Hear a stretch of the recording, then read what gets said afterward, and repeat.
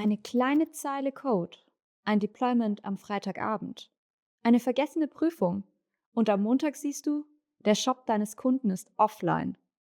Wenn dann der Umsatz einbricht, fordert der Kunde natürlich Schadenersatz. Und plötzlich geht es nicht mehr um Code, sondern um Haftung.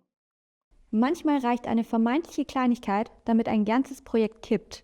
Mehr als jeder zweite Schaden im IT-Bereich beginnt mit einem einzigen Fehler im Code. Zwischen Deploy und Schaden liegen dabei manchmal nur Stunden. Und trotzdem glauben viele IT-Selbstständige, mir passiert das nicht. Doch die Frage ist nicht, ob Fehler passieren, sondern wer haftet, wenn es passiert. Dafür sprechen wir heute mit Exali-Gründer und Versicherungsexperte Ralf Günther über die größten unterschätzten Risiken in der IT-Branche. Wenn man mit IT-Freelancern spricht, hört man oft, Fehler gehören zum Programmieren. Aber wann wird aus einem Fehler eigentlich ein Haftungsrisiko? Ja, ist eine gute Frage und ich denke, das wird auch häufig unterschätzt. Das sind nicht irgendwelche großen, außergewöhnlichen Situationen. Es ist eigentlich das, was beim täglichen Arbeit, in den alltäglichen Situationen, in den Projekten passiert. Was sind denn die häufigsten Ursachen?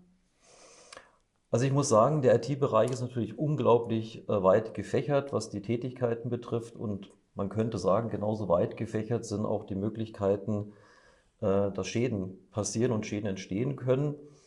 Aber wenn man vielleicht mal so allgemein Gruppen bilden möchte, würde ich sagen, Programmierfehler sind schon ganz vorne mit dabei.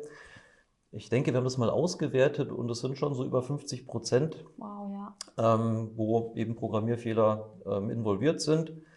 Und auch das ist teilweise ganz profan. Das kann das Dollarzeichen sein, was zu viel ist oder vielleicht auch fehlt. Und ich spreche das Dollarzeichen gerade auch an, weil es tatsächlich ein Fall war, den ich bearbeitet hatte. Und da hat dann so ein Dollarzeichen, was in dem Fall tatsächlich zu viel war, dazu geführt, dass 2900 E-Mails nicht weitergeleitet wurden an den Vertrieb. Und man kann sich vorstellen, dass das durchaus, das war über einen Zeitraum von 2 Monaten, dann einen Schaden nach sich ziehen kann. Ja, okay, das ist tatsächlich spannend. Gibt es noch weitere Ursachen? Ja, gut, dass du es ansprichst, klar. Also ich habe ja gesagt, macht nur etwa 50% der Fehler aus.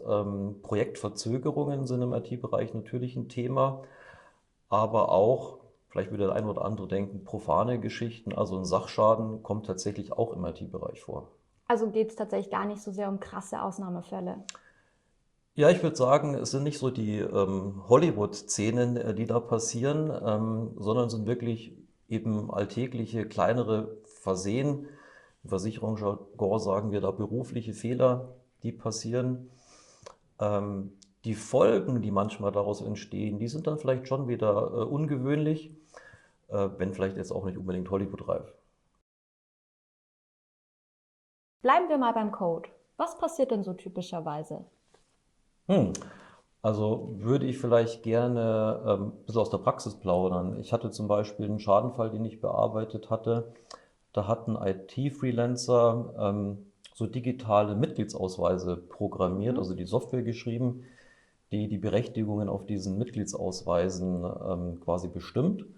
Und durch einen Fehler in der Software haben dann eben, ja, war auf den Spielkarten eben nicht die richtigen Berechtigungen hinterlegt, was dazu geführt hat, dass eben Personen, die auf einen Golfplatz gehen wollten und da spielen, unter anderem eben auch durchaus Prominente, dann eben nicht spielen konnten, so nach dem Motto, ihr kennt das bei der Disco, du kommst hier nicht rein. Okay, ja, und dann fragt man sich natürlich schnell, wer kommt dafür auf? Ja, genau, wer kommt dafür auf? Ich sage immer mal ganz einfach, der es verursacht hat oder vielleicht ganz salopp, der es verbockt hat.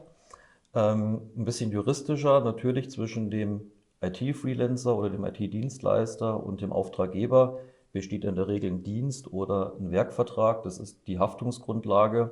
Und wenn ich natürlich dann meine Leistung nicht richtig erbringe, wenn ich da einen Fehler einbaue, dann muss ich für diesen eben auch auf Basis des Vertrages haften. Und wer ist dann für den Schaden noch aufgekommen? Ja, in dem Fall natürlich in Haftung genommen wurde der IT-Freelancer. In dem Fall aber übernommen wurde es dann von der Versicherung, er hat es weitergeleitet und so ist es ja bei mir im Endeffekt auch auf dem Tisch gelandet. Also du siehst dann praktisch das Risiko meistens in diesen wirtschaftlichen Schäden. Ja, gut, dass du nachfragst. Ja, also diese wirtschaftlichen Schäden, eben, dass keine Person oder Sache geschädigt wurde. Man spricht da im Versicherungsjargon auch vom sogenannten Vermögensschaden. Und ich will es ganz bewusst nochmal erwähnen, weil viele mir auch am Telefon gesagt haben, ja, ich habe kein Vermögen, also brauche ich keine Vermögensschadenhaftpflicht. Es geht da nicht um das eigene Vermögen, das man da quasi versichert, zumindest nicht direkt, sondern im Endeffekt diesen wirtschaftlichen, finanziellen Schaden, den man da seinem Kunden oder seinem Auftraggeber eben zufügt. Und ja, das ist natürlich ein Schaden quasi im monetären Bereich, ein sogenannter Vermögensschaden. Und abgesichert wird es dann, darum Versicherungsjargon, von der Vermögensschadenhaftpflicht. Fehler im Code sind also ein großes Risiko. Aber Probleme entstehen ja nicht nur durch Bugs bei IT-Projekten. Nee, also gerade bei IT-Projekten haben wir auch das Thema der Projektverzögerung. Also Anforderungen ändern sich, aber teilweise eben auch, dass man Sachen unterschätzt, also dass Aufwände eigentlich dann in der Umsetzung doch, wenn man dann angefangen hat, aufwendiger sind, dass die Zuarbeit vom Kunden nicht so ist, dass ja, die Sachen, die man zugeliefert bekommt, eben nicht so eins zu eins verwenden kann. Ja, und am Ende zieht sich das dann, verschiebt sich. Gibt ja auch Statistiken dazu, dass, glaube ich, 70% der IT-Projekte jetzt nicht unbedingt im Zeitrahmen bleiben. Ähm, Wenn es natürlich dann auf einen wichtigen und festen Termin zugeht, ja, dann kann es natürlich dann schon ein Problem werden und darum sind Projektverzögerungen, also sprich gerissene Deadlines, tatsächlich auch ein wirklich größeres, weiteres Risiko und das auch teuer werden kann. Was bedeutet das dann konkret für die Auftraggeber? Ja, für 'n Auftraggeber, heißt es, wenn so eine Deadline gerissen wird, weil da hängt ja dann durchaus, 'n Budget dran. Man hat Kampagnen vielleicht auf diesen Termin gesetzt, und wenn man nicht live geht, kommt es zu Umsatzausfall. Also, das ist für den Auftraggeber schon natürlich schwerwiegend. Und ja, dann schaut man natürlich, wer ist dafür verantwortlich. Und wenn es der externe IT-Dienstleister ist, dann versucht man natürlich den Schaden auf den abzuwälzen. Und wenn der IT-Dienstleister dann wirklich verantwortlich gemacht wird, was bedeutet das für den?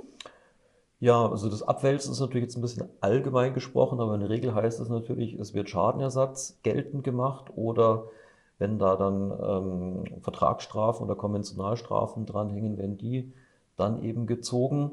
Könnte auch sein, wenn es da eine Kette gibt, also vielleicht noch eine Agentur, die dazwischen ist und eben der, IT-Dienstleister, IT-Freelancer da beauftragt wurde, dass vielleicht die Agentur 'ne Konventionalstrafe zahlen muss und gibt das dann wieder im Regress eben an den IT-Dienstleister weiter. Und jetzt denken vielleicht viele, wenigstens gehen in der IT keine Gegenstände kaputt. Ja, da hast du nicht ganz unrecht. Allerdings statistisch gesehen, ich bin immer gerne der Mann der Statistik, so 80 bis 90% der Schadenfälle sind tatsächlich in diesem Vermögensschadenbereich, also in diesen wirtschaftlichen Mhm. Schäden, die wir vorhin schon mit dem Programmierschaden besprochen hatten. Aber natürlich gibt es auch Sachschäden. Ihr müsst euch Ja. vorstellen, es wird ja auch im Hardwarebereich was gemacht, es wird ein Server installiert, es wird Mhm. an einem Rack gearbeitet. Ich bin als IT-Freelancer, als IT-Dienstleister auch vor Ort beim Kunden. Ich bin bei Besprechungen. Mhm. Da kann eben auch ein Sachschaden passieren. Stimmt, ja. Da kann schon mal so ein kleiner Moment Unachtsamkeit ausreichen. Hattest du denn schon mal was Kurioses dabei? Ja, schön, dass du frägst.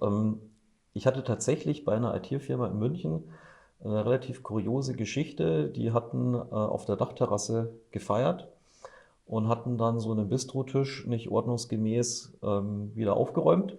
In der Nacht kam natürlich dann der große Wind, Schrägstrich Sturm, und hat diesen Tisch über die Brüstung geweht und unten war ein BMW Cabrio geparkt und der Bistrotisch hat dann das Dach durchschlagen.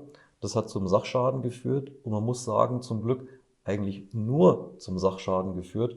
Man könnte sich auch vorstellen, je nachdem, wenn jemand drin gesessen wäre oder wer unten lang gelaufen wäre, hätte es natürlich auch einen Personenschaden geben können.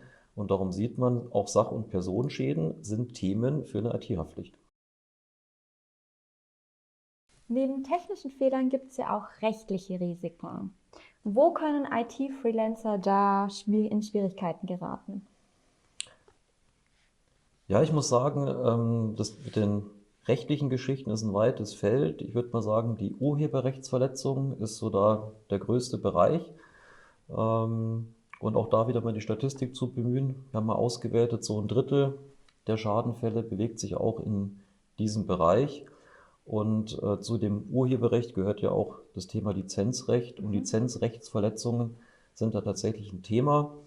Da geht es darum, wenn man zum Beispiel eben Open Source Code verwendet oder eben Libraries, dann nicht entsprechend eine Namensnennung macht oder je nachdem, was die Lizenzbedingungen vorsehen, das Projekt auch öffentlich macht, kann das eben zu Verstößen führen. Und der zweite Bereich, das kennen wir alle, das ist jetzt nicht IT-spezifisch, aber betrifft natürlich auch IT-Unternehmen, sind Verstöße gegen die DSGVO, also die Datenschutzgrundverordnung. Ja, und das sind so die rechtlichen Unwägbarkeiten, denen man im IT-Bereich begegnet. Was passiert denn so, wenn so eine Rechtsverletzung passiert? Ja, was passiert bei einer Rechtsverletzung? Gute Frage, vielleicht auch ein bisschen abstrakt, aber ich kann es dir ganz konkret sagen. Du kriegst Post vom Anwalt, das nennt man Abmahnung.